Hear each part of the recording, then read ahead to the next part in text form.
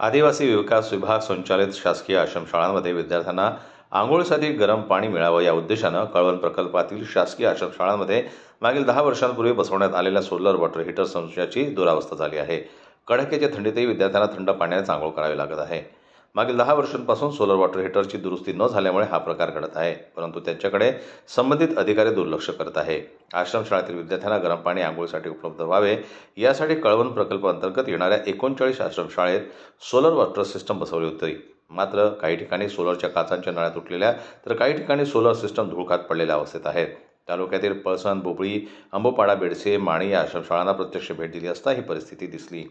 काही आश्रमशाळेच्या शौचालयाची दुरावस्था झाली आहे। बहुतेक आश्रमशाळेत शौचालयाला पाणी येत नसल्यानं उघड्यावर शौचास जावं लागतं। काही आश्रमशाळेतील विद्यार्थ्यांना मटणऐवजी चिकन दिलं जातं। बिल पास करताना मटणाच्या दरानं बिल पास केले जाते। फक्त आश्रमशाळेतील फलकावर नोंद केली जाते। आश्रमशाळेतील विद्यार्थ्यांना याची सर्व माहिती असते, परंतु ज्या विद्यार्थ्यांनी विचारणा केली त्यांना त्रास दिला जातो। त्यामुळे तेरी भी चूप मेरी भी चूप असा प्रकार आश्रमशाळेमध्ये सर्रास सुरू झाला आहे। आश्रमशाळेतील मुलामुलींना झोपण्यासाठी पुरेसे बेड नसल्यानं जमिनीवर झोपावं लागतं। ज्या दिवशी विभागाचे अधिकारी भेट देणार आहे त्या दिवशीच साफसफाई केली जाते। विद्यार्थ्यांनी तक्रार करू नये यासाठी मुलांना कर्मचारी तंबी देऊन ठेवतात। सुरगाणा तालुका आदिवासी बहुल असून या भागातील नागरिकांची परिस्थिती हलाखीची असल्यानं नागरिक मुलांना शिक्षणासाठी आश्रमशाळेत पाठवतात, परंतु या ठिकाणी सोयीसुविधांची वानवा असल्यानं विद्यार्थ्यांना त्रास सहन करावा लागतो।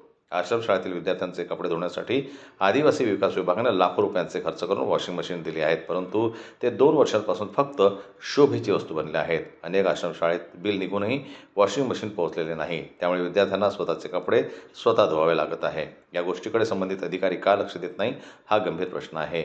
आश्रमशाळेतील कर्मचाऱ्यांना विद्यार्थ्यांच्या सोयीबद्दल चौकशी केली असता ओढवाओढवीची उत्तरे दिली जातात।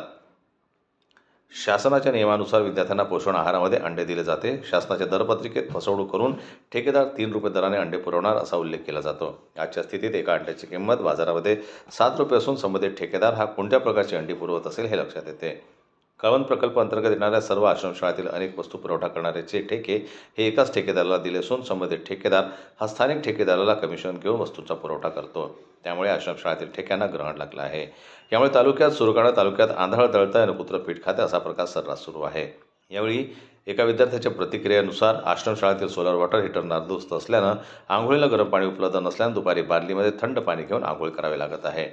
कळवण प्रकल्प अंतर्गत येणाऱ्या आश्रमशाळेतील सोलर वॉटर सिस्टम बंद आहे की सुरू आहे याबाबत मी शिष्टमंडळ पाठवून चौकशी करतो। तसेच यामध्ये जे कर्मचारी दोषी आढळतील त्यांच्यावर कडक कारवाई करण्यात येईल असे अकुनुरी नरेश यांनी कळवण प्रकल्प अधिकारी यांनी सांगितलं। जनमत लाईव्ह न्यूज करता बोरगाव प्रतिनिधी लक्ष्मण बागुल यांची रिपोर्ट।